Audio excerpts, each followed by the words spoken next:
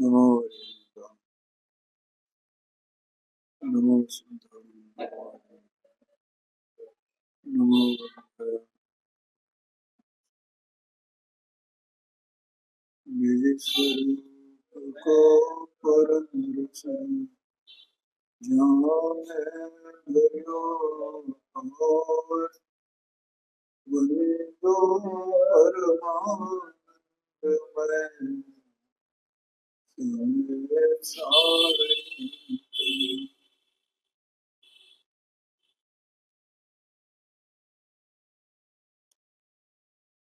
समयसार नाटक में ये दूसरा अध्याय है जीव द्वार के नाम से। इसमें जीव का स्वरूप चल रहा है। 9 छंद इसमें हुए हैं। ये 9वें छंद का भावार्थ हो गया था क्या? भावार्थ हो गया था।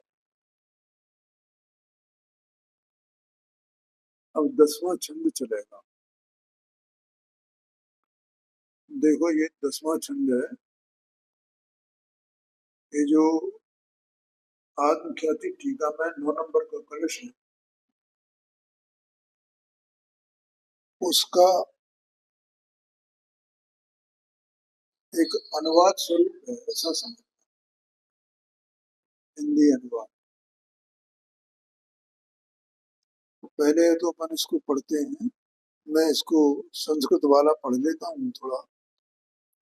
उदयति नानय श्रीरस्तमेति प्रमाणम् क्वचिदपि च न विद्मो याति निक्षेप चक्रम् तेन परमविदम्बो धाम्नि सर्वं कसेऽस्मि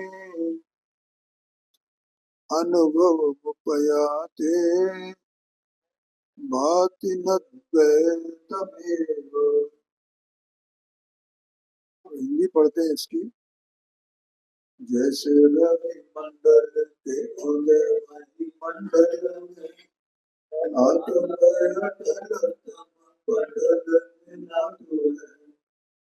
जैसे परमात्मा को अनुभव रहत जो पक्षपात नय को मलेश परमान को न परवेश निक्षेप के वंश भोग तुझ हो तु जातो है जे वस्तु साधक बाधक बाकी रहा देश की दशा की कौन बात है। देखो यहाँ कहते हैं जैसे सूर्य का जब उदय होता है तो क्या होता है? मई मंडल में, पृथ्वी के मंडल में सूर्य का उदय होता है तो आतप अटल तम पटल विलाप है। माने वो जो उसका आतप है या उद्योत है, प्रकाश है, वो प्रकाश तो अटल होकर के वहां कायम रहता है। और जो तम माने अंधकार है, उस अंधकार का पटल वो विलयमान हो जाए, वो नहीं रह सकता है। जैसे ये होता है वैसे ही पंडित साहब यहाँ कहते हैं जैसे परमात्मा को अनुभव रहे तो जो, जब तक परमात्मा का अनुभव है। परमात्मा का अनुभव माने जो जीव परम पारणा में भाव स्वरूप परम पदार्थ है, उसी को यहाँ परमात्मा कहा गया है। तो वो परमात्मा भी 2 प्रकार के कहे जाते हैं। ओम प्रकाश 2 प्रकार के, एक कारण परमात्मा, एक कार्य परमात्मा। अपन मंदिर में जिनका दर्शन करते हैं वे सब कार्य परमात्मा है। और जितने अनंत जीव राशि है उसके घट में जो परम पारमाणु शुद्ध स्वरूप आत्मा विराजमान है, भगवान आत्मा विराजमान है, वो कारण परमात्मा है। तो यहाँ कारण परमात्मा के अनुभव की बात है। ठीक है, माने कोई जीव जब अपने आत्मा का अनुभव करता है तो वो इसको परमात्मा का अनुभव कहा। ये बात तो अपन सब जानते हैं, बार बार ये बात मैं कहता रहता हूँ कि देखो, ये हर एक जीव अंदर में, आज भी शायद शो बात आई थी, कल भी बात आई थी, कि वो जो आत्मा है ना, तो गुण पर्याय वाला आत्मा है। तो जो अनंत गुण है उसके, वे तो त्रिकाल एक रूप रहते हैं। तो जो अनंत गुणों के समुदाय रूप जो द्रव्य है, उसी द्रव्य को अपन द्रव्य कहते हैं। तो पर्याय तो एक समय की है विद्यमान हो जाने पर, लेकिन वहां वो होती है कहाँ, जहाँ द्रव्य है, इसलिए उसका ज्ञान कराया जाता है। ठीक है, और होती कैसे है, जैसे मिथ्यात्व रूप अवस्था, पर्याय, सर्वत्व रूप अवस्था, ऐसी अवस्था कुछ ना कुछ तो होगी ना। लेकिन इन इन अवस्थाओं में, चाहे वे सम्यक अवस्थाएं हों, चाहे वे असम्यक अवस्थाएं, द्रव्य तो जो का जो कायम रहता है ना। और अपने को, अपनी पर्याय को ये उपदेश किया गया है। उपदेश किसको किया गया है? पर्याय को। अपना जो उपयोग रूप पर्याय है, उस पर्याय को, उस उपयोग को ये उपदेश दिया गया है कि हे उपयोग, तो ये कारण परमात्मा है अंदर में। ठीक है, तो वो उपयोग अपने आत्मा को पकड़ने जाता है, तो वो तो त्रिकाल विद्यमान है, चाहे जब वो पकड़ सकता है उसको। ठीक है, तो वो जो उसको पकड़ने जाता है, तब वो ये जानता है कि मैं तो यही हूं। आगे समझ, क्योंकि वो जो उपयोग है ना, तो उपयोग में भी वास्तव में उसी का रूप है, जिसका आत्मा का रूप है। लेकिन उस उपयोग ने आज तक अपने आत्मा के रूप को अपने उपयोग में पहचाना नहीं। कैसे पहचान में आ गए? कि आगम प्रमाण से जो अंदर में बताया गया है कि तू त्रिकाल परम पारणा में भाव रूप वस्तु ही है, तब वो उपयोग ऐसा जाने तो ये पता चले कि मेरे में तो वो कारण परमात्मा ही पसरा हुआ है, उसी का मैं रूप हूँ, तो मैं तो वही हूँ, ऐसा जाने। बोलो समझ में आया कि नहीं आया? उपयोग में कौन विराजमान है, किसका रूप विराजमान है? आत्मा का। कारण परमात्मा का रूप विराजमान है, लेकिन वो उपयोग देखता ही नहीं है अपने में। वो तो राग को देख रहा है, देह को देख रहा है। देख रहा है मानो उसमें उसकी दृष्टि है, उसमें उसका अपनापन है, इसलिए वो उपयोग मिथ्या दृष्टि कहा जाता है। और वो अपने सन्मुख होकर के अपने स्वभाव को पकड़े, तो उसे पता चले कि मेरे एक परिणाम में भी मेरा स्वभाव ही विद्यमान है, मैं यही तो स्वभाव हूँ। क्योंकि जहां वो स्वभाव है, वहीं तो उसका परिणमन है। परिणमन कहाँ होगा? स्वभाव है, हर समय वो व्यक्त हो रहा है, हर समय वो व्यक्त हो रहा है। लेकिन उस व्यक्तता में इस व्यक्त पर्याय ने कभी देखा ही नहीं है कि मैं कारण परमात्मा। समझ में आया? तो इसलिए यहाँ ये कहा, तैसे परमात्मा को अनुभव रहित जो न। जब तक वो अनुभव रहता है, अनुभव रहता है माने उपयोग निरंतर अपने स्वभाव की दृष्टि बनाए रखता है। ठीक है, स्वानुभव में उसकी दृष्टि, उपयोग लीन रहता है तब तक की बात है। तब तक दोनों कहूँ दुविधा न कहूँ पक्षपात है। ठीक है, दुविधा माने क्या कि राग और द्वेष ये दुविधा है, दो प्रकार के भाव है ना, तो ये दोनों ही प्रकार के भाव तब तक नहीं रहते। कब तक? ये बात जब तक अनुभव चल रहा है, जब तक अनुभव चल रहा है, जब तक उसका रसास्वादन चल रहा है, जब तक आनंद का बीजन चल रहा है, तब तक दोनों कहूँ दुविधा न कहूँ पक्षपात है। पक्षपात का पक्षपात नहीं होगा, निश्चय ने से ऐसा है, व्यवहार ने से ऐसा है, वहां फुर्सत ही नहीं है, न वहां राग द्वेष की फुर्सत है और न नए की विकल्प है। उस नए के विकल्प को पक्षपात कहा है। आज आज जब वो स्वभाव का अनुभव कर रहा है, इसलिए लिखा है तैसे परमात्मा को अनुभव रहित जो। आगे ख्याल में फिर कहते हैं नए को न लेस परवान को न परवेश। नए नहीं है वहां, क्योंकि नए किसकी दशा है? नए तो उपयोग की दशा है ना, उपयोगी जानता है ना, इसमें से ऐसा है, इसमें से ऐसा है। ठीक है, नित्य अनित्य एक अनेक इनको जानने वाला कौन है? नए उपयोग है, तो उपयोग उस स्वयं उस नए रूप होता है।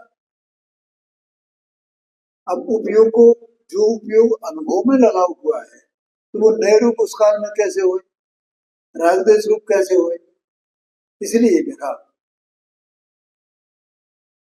कि दोनों कहूँ दुविधा न कहूँ पक्षपात है, न को न देश। रंच मात्र भी न है ही नहीं कुछ। परवान को न परवेश। परवान माने प्रमाण, परवान माने प्रमाण। प्रमाण और नए होते हैं ना। देखो अपना जो ज्ञान है या ज्ञानी का जो ज्ञान है, यो कहें सम्यक ज्ञान है, आत्मा है, आत्मा सम्यक ज्ञान परमात्मा, वो सम्यक ज्ञान में नए होते हैं। सम्यक श्रुत ज्ञान, मत ज्ञान, श्रुत ज्ञान। जो छदमस्त ज्ञानी है ना, तो उसके श्रुत ज्ञान के भेद हैं ये नए, और प्रमाण भी श्रुत ज्ञान का ही भेद है। श्रुत ज्ञान स्वयं प्रमाण और नए। प्रमाण क्या है कि दोनों नयों से वस्तु कैसी है ऐसा एक साथ जानना, इसका नाम तो प्रमाण है। ठीक है, जैसे वस्तु नित्य नित्यात्मक, तो नित्य भी है, नित्य कैसे है और अनित्य कैसे है, ऐसा ज्ञान अंदर में, वो श्रुत ज्ञान ऐसा ज्ञान। ठीक है, निश्चय ने से माने, जब निश्चय ने से जीव जो है देह रूप नहीं, व्यवहार से जीव देह रूप है। तो इस प्रकार से दोनों नयों से आत्मा का देह से संबंध और देह से संबंध नहीं है, दोनों भावों को जाने।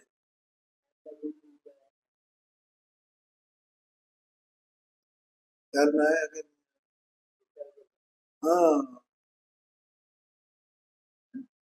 आत्मा देह वाला भी है ना, देखो 27 नंबर की जाता है।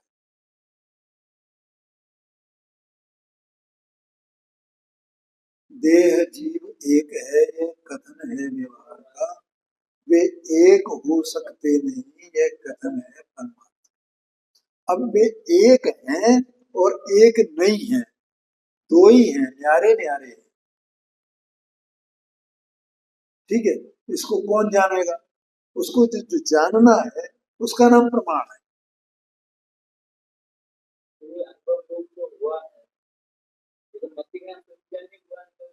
हाँ जी,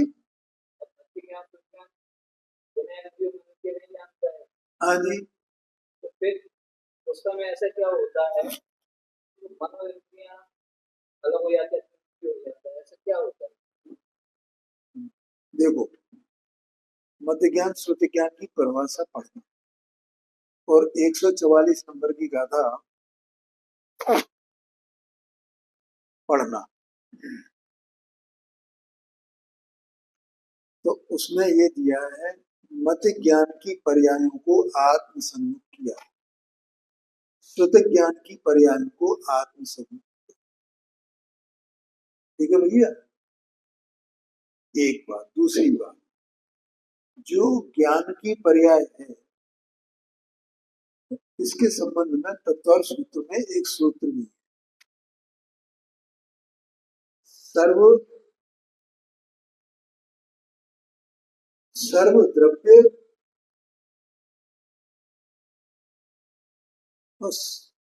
असर्व पर्याय, ऐसा सूत्र है।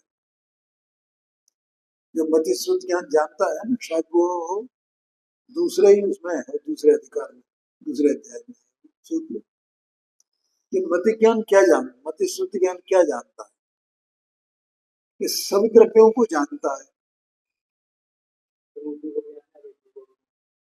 हाँ, सब द्रव्यों को जानता है, लेकिन सब पर्यायों को नहीं जानता है।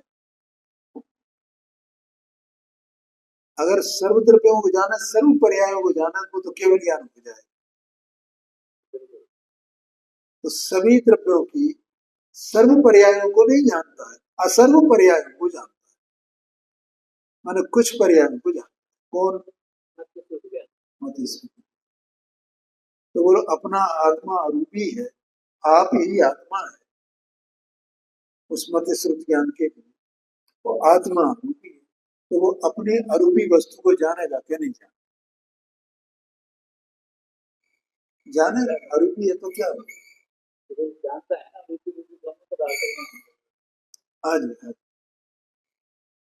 ठीक है, ऐसे वो जानता है, तो वो अरूपी को भी जानता है। ऐसा नहीं है रूपी को जाना एकांत से, ऐसा नहीं है। वो तो जिस समय इंद्रियों का अवलंबन करके जानता है, और वो देखो क्या है, वो तो मति ज्ञान के स्वरूप को बताया जाता है। अगर इंद्रियों का अवलंबन से उस मति ज्ञान के स्वरूप को नहीं बताया जाए, तो मति ज्ञान की पहचान कैसे होगी, ये बताओ। इसलिए वो इंद्रियों के अवलंबन से उसे पता है। लेकिन इंद्रियों को ज्ञान अपने से जानता है कि इंद्रियों से जानता है? अपने से जानता है। हाँ, ठीक है। और अच्छा, एक बात, दूसरी बात, कि आज सुबह भी मैंने ये बात कही थी कि ऐसा जगत में कौन सा जीव है जो ये नहीं जानता कि मैं जानता हूँ। हर जीव ये मानता है, मैं जानता हूँ, मैं जानता हूँ। तो इसका मतलब अपने जानने को अपने जानने में अनुभव करता है कि नहीं करता है? तो अपना जानना वो इंद्रिय रूप है या अतीन्द्रिय रूप है? लेकिन उसे उसका निर्धार नहीं है, निर्णय नहीं है।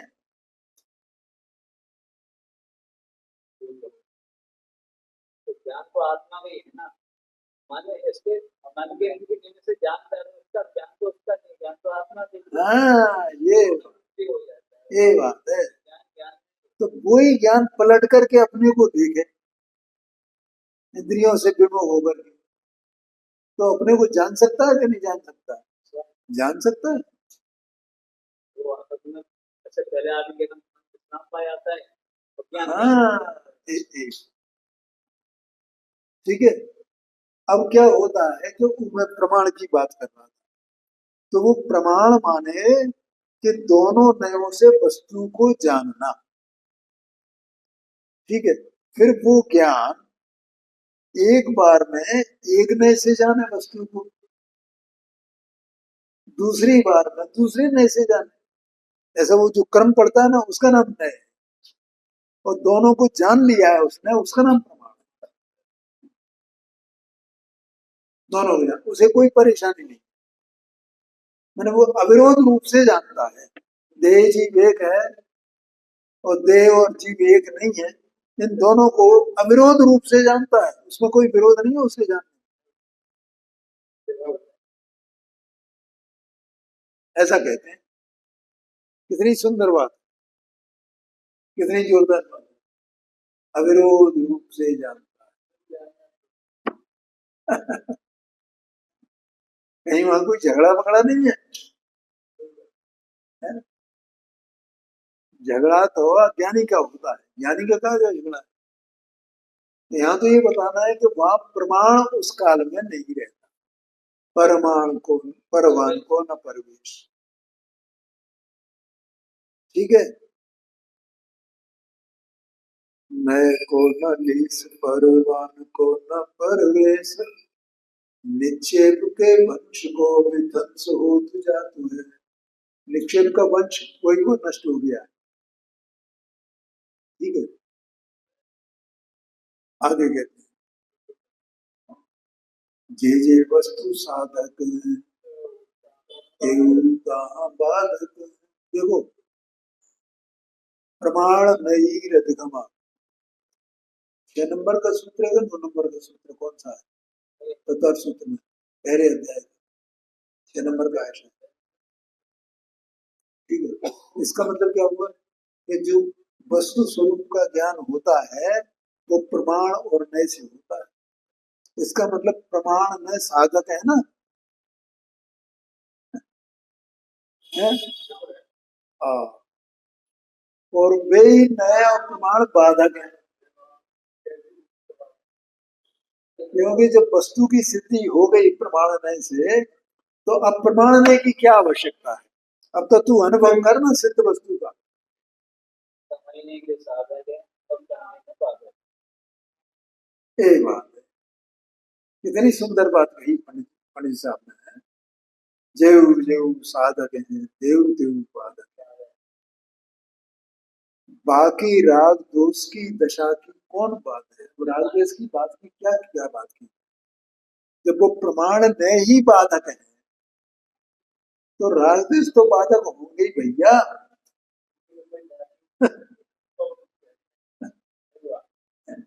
जबकि प्रमाण और नए ज्ञान की ही अवस्थाएं हैं, श्रुत ज्ञान की अवस्थाएं हैं। श्रुत ज्ञान बस ये इसी का नाम श्रुत ज्ञान है जो प्रमाण और नए रूप होता है। सच्ची बात तो ये है। क्या मैंने एक आध बार बताया, ये मेरी स्त्री है, ये मेरा पुत्र है, ये मेरा फलाना है, ये मेरा आजीविका है, मेरी संपदा है। ऐसा अपन देखते हैं ना, ये मेरा नगर है, ये मेरा देश है, ये मेरे रिश्तेदार है, ये मेरी प्रतिष्ठा है। ये ज्ञान नहीं है, ये राग ये तो राग का कार्य है। ज्ञान तो वो है, शुद्ध ज्ञान तो वो है जो 6 द्रव्य 7 तत्व 9 पदार्थ इनको जो जानता है और इनको प्रमाण में से जानता है, इसका नाम ज्ञान है। अब देखो, जब वो उसको जाने तो वहां राग द्वेष होगा? कुछ नहीं होगा। और इनको जाने तो ये बात है, वो चाहे ज्ञानी हो चाहे ज्ञानी हो, वो तो राग द्वेष की बात है भैया। ये ज्ञान का स्वरूप तो, श्रुति ज्ञान का स्वरूप तो प्रमाण नहीं, ऐसा भगवान ने कहा। देखो, इसका अर्थ दिया है, जिस प्रकार सूर्य के उदय में भूमंडल पर धूप फैल जाती है, जैसे रवि मंडल के उदय मही मंडल में आतप अटल। ठीक है, और अंधकार का लोप हो जाता है, तम पटल विलातु है। उसी प्रकार जैसे जब तक शुद्ध आत्मा का अनुभव रहता है, परमात्मा को अनुभव रहत जोनो, दोनों कहूं दुविधा न कहूं पक्षपात है, तब तक कोई विकल्प व नए आदि का पक्ष नहीं रहता। वहां नए को नलेश, नए विचार का लेश नहीं है। परवान को न परवेश, प्रमाण की पहुंच नहीं है, और निक्षेप के वंश का उद्योग विध्वंस होत जाता है, निक्षेपों का समुदाय नष्ट हो जाता है।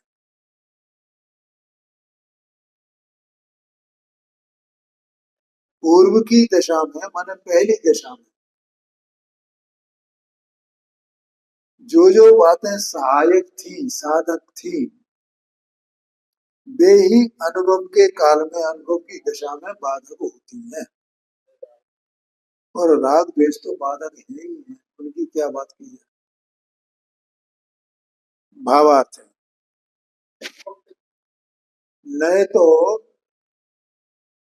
वस्तु का गुण सिद्ध करता है, ठीक है, नए प्रमाण क्या करता है, गुण या वस्तु की सिद्धि करता है, समझो। और अनुभव सिद्ध वस्तु का होता है, जो वस्तु अपने ज्ञान में सिद्ध हो गई है, ठीक है। इसलिए पहले ज्ञान में वस्तु की सिद्धि होनी चाहिए आगम प्रमाण से, इसलिए वो ज्ञान कहोगे, वेद ज्ञान कहोगे। इसलिए पहले क्या होता है, ज्ञान होता है, श्रद्धान होता है, अनुभव होता है, यही बात है। दिया है पंडित जी साहब ने मोक्षणा प्रकाशित में, चौथे अध्याय, ज्ञान पूर्वक श्रद्धान होता है, पहले ज्ञान होगा तब श्रद्धान होगा, और ज्ञान निर्णय करता है, तो ज्ञान में निर्णय हो जाना, इसका मतलब वस्तु की सिद्धि हो गई। ज्ञान, अब वस्तु की सिद्धि हो गई तो उसका अनुभव करना है ना, तो वस्तु की सिद्धि के लिए वो प्रमाण उन्नय है, ऐसा कहते हैं। अभी तो बताया था हमने संक्षेप में, देह जीव एक है, ये कथन है व्यवहार का, ये एक हो सकते नहीं, ये कथन है परमार्थ। अब इससे सिद्धि करो, ये एक कैसे नहीं है, और वे एक कैसे है, और एक है तो ये व्यवहार कैसे है, ठीक है, अगर एक कैसे नहीं है, ये परमार्थ कैसे है, ये सब बार बार विचार करो, और वस्तु की सिद्धि करो कि हाँ ऐसा ही है, हाँ ऐसा ही है, क्योंकि देह भी अपने ही पास है, और अपना आत्मा भी आप खुद ही है, तो ये देह जीव नहीं है ना एक, और देह ऐसो जीव नहीं है, जीव ऐसो देह नहीं है, यही हो रहा है ना ये। अब इसकी सिद्धि करो, उसमें प्रमाण नहीं लगते। अब जब वस्तु की स्थिति, हमें निर्णय हो गया, क्या निर्णय हो गया कि वस्तु ऐसी, दोनों प्रकार से निर्णय हो गया, वे एक कैसे हैं और एक कैसे नहीं है। एक कहे गए हैं तो वो उपचार किस प्रकार से, व्यवहार किस प्रकार से, और वे एक नहीं है तो वो परमार्थ किस प्रकार से, ऐसा बार बार विचार करो। इसका नाम प्रमाण और नए से वस्तु की सिद्धि करना है, ठीक है। अब जब वस्तु की सिद्धि हो गई तो अब क्या करना, उसी में अटके रहना, प्रमाण में वहीं जुड़ते रहो। नहीं, अब तो जो वस्तु सिद्ध हो गई उसका अनुभव करो भैया, बोलो ओम प्रकाश। अब नए प्रमाण के विकल्पों में अब नहीं अटकना है। ये शायद कहीं पंडित साहब ने मोक्षणा प्रकाशन में भी लिखा है, वही जब वस्तु की सिद्धि हो गई तो प्रमाण नए के विकल्प चलते ही रहे, चलते ही रहे। क्या करना है उनका, प्रमाण नए का वो तो वस्तु सिद्ध करने के लिए थे, समझ में आया ना। वे विकल्प भी मोहनी कर्म के उदय के निमित्त से ज्ञानी को होते हैं, लेकिन ज्ञानी उनको चाहता नहीं, वो तो अपनी आत्मा के अनुभव में लीन होना चाहता। तो यहाँ कहते हैं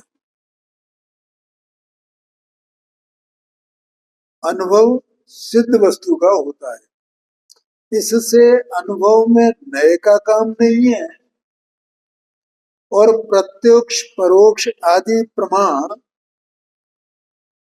असिद्ध वस्तु को सिद्ध करते हैं। सो अनुभव में वस्तु सिद्ध ही है, अतः प्रमाण भी अनावश्यक है। निक्षेप से वस्तु की स्थिति समझ में आती है, निक्षेप 4 प्रकार के होते हैं ना, द्रव्य, भाव, स्थापना और नाम, इस प्रकार से। तो स्थापना निक्षेप से ये बात कही गई है, या भाव निक्षेप से है, या द्रव्य निक्षेप से है, ऐसा ठीक है। वो निक्षेप 4 प्रकार, तो इसलिए वो यहाँ ये लिखा कि वस्तु की स्थिति समझ में आती है। तो अनुभव में शुद्ध आत्म पदार्थ का भान रहता है, उसका ज्ञान रहता है, उसकी प्रतीति रहती है, उसका रस रहता है। अतः निक्षेप भी निष्प्रयोजन है।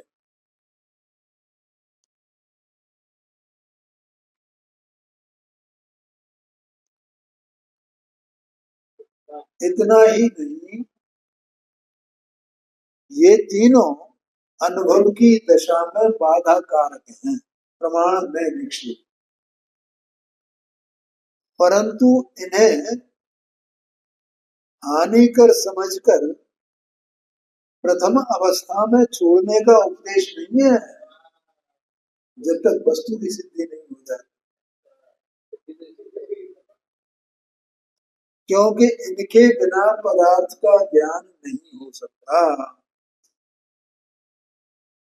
और पदार्थ का ज्ञान जो है वो प्रमाण और नय से, माने दोनों नयों से सिद्ध करना है भैया। जो 27 नंबर की गाथा है ना, बहुत जोरदार गाथा है ना।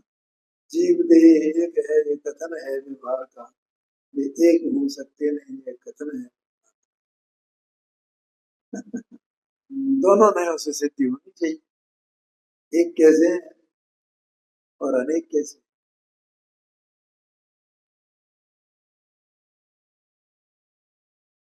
इस कला को सीख जाओ सब लोग। हाँ जी, नहीं चल रही है कोशिश, लगातार हो जाएगा।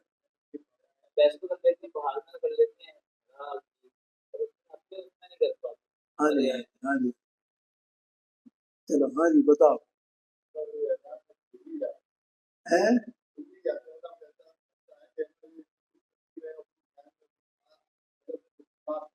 हाँ जी हाँ जी हाँ जी, देखो इन्होंने एक दृष्टांत की बात कही थी, जैसे घी और घड़ा, तो क्या मिलाते हैं? आपने सुना है घी और घड़ा, घी का घड़ा, घी का घड़ा, मिट्टी का घड़ा, निश्चय से मिट्टी का घड़ा है, व्यवहार से घी का घड़ा। तो एक कैसे है, क्या है इसमें निश्चय व्यवहार क्या है? या निश्चय से तो मिट्टी का घड़ा है, और घी का घड़ा व्यवहार से कहा जा रहा है, तो निश्चय व्यवहार क्या है?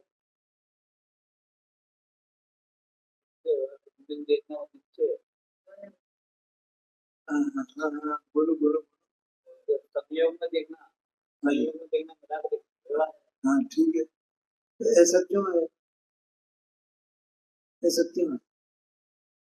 हम व्यवहार किसको जानते हैं? परीक्षा में मोक्ष प्रकाशक में अव्यवहार मिथ्या दृष्टि के प्रकरण में बहुत जोरदार बात की है, ठीक है। अच्छा घी का घड़ा ये व्यवहार है? हाँ शाबाश, तो उसको बोलना व्यवहार है। हाँ शाबाश, ठीक है। और ये घड़ा घी का नहीं है, ये बोलना भी निश्चय है, बोलना भी, कहना भी, वस्तु निश्चय व्यवहार नहीं है, ये भाषा बात। तो वहां ये लिखा है किसी द्रव्य, किसी भाव, किसी परिणति का, किसी क्रिया का नाम निश्चय नहीं है, और किसी द्रव्य, किसी भाव, किसी क्रिया, किसी परिणति का नाम व्यवहार नहीं। एक कहा तो फिर क्या है कि जिस द्रव्य का जो भाव, उस भाव को उसी द्रव्य का कहना, इसका नाम निश्चय है।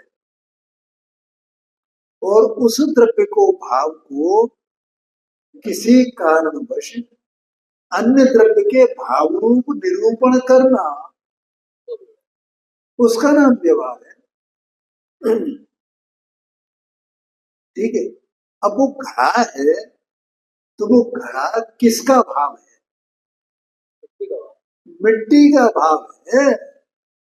तो उस भाव को मिट्टी का कहना, माने घड़े को मिट्टी का कहना, इसका नाम निश्चय हुआ ना।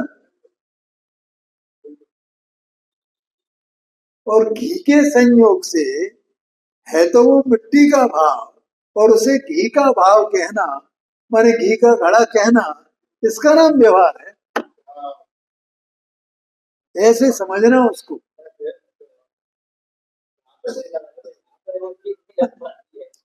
पहले यहाँ तो समझना, यहाँ भी नहीं समझ पाते हैं लोग। वो क्या है, वस्तु में नीचे भाव देखते हैं, वो कथन में नहीं देखते। ये बात है।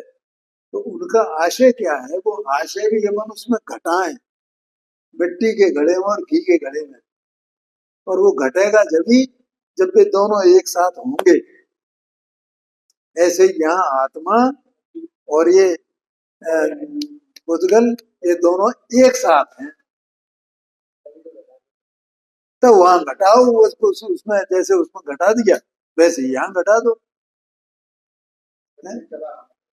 ये कला आनी चाहिए। तो आप बिल्कुल भिन्न भिन्न कब है और अभिन्न कब है वो समझ जाओगे आप।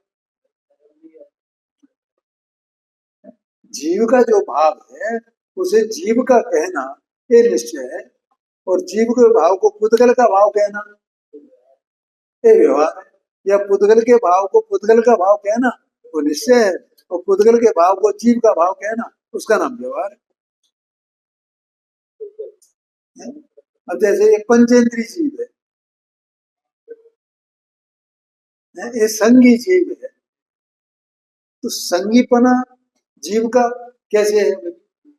क्या मनोरेंद्रिय का है ना, उससे संगी पंचेंद्रिय कहा जाता है ना। तो ये मनो और इंद्रिय तो पुद्गल के हैं, उनको जीव का कहना ये जीव संगी पंचेंद्रिय, इसका नाम व्यवहार हो गया।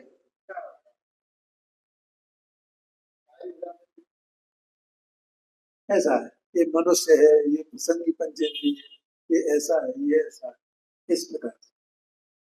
ठीक है। अथवा तो अंदर में जीव के जो विकार भाव हैं, वे विकार भाव तो पुद्गलजन्य है।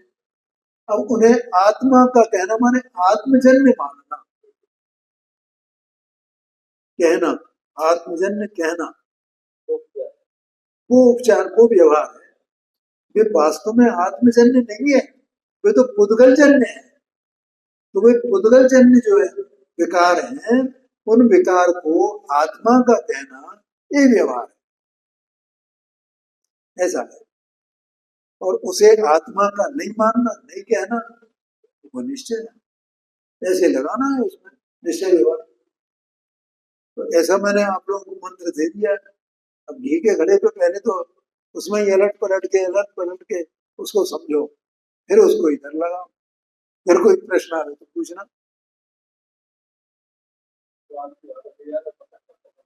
अरे बिल्कुल, बिना मशक्कत के कैसे होगा?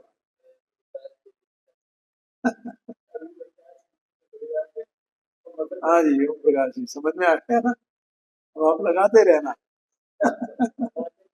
हाँ जी। अब क्या है, वो देखो, ज्ञान में वो मशक्कत होगी ना, ज्ञान की कसरत होनी चाहिए। तो ज्ञान एकदम मस्त हो जाएगा जब वो उसे समझ में आ गया ना।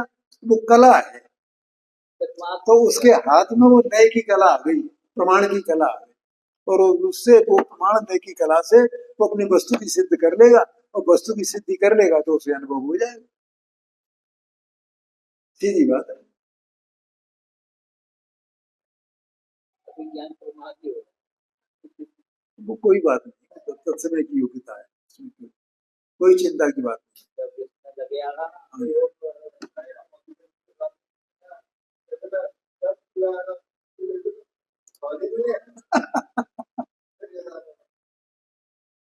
ये समझ, चलो आगे इसको पूरा करें अपन।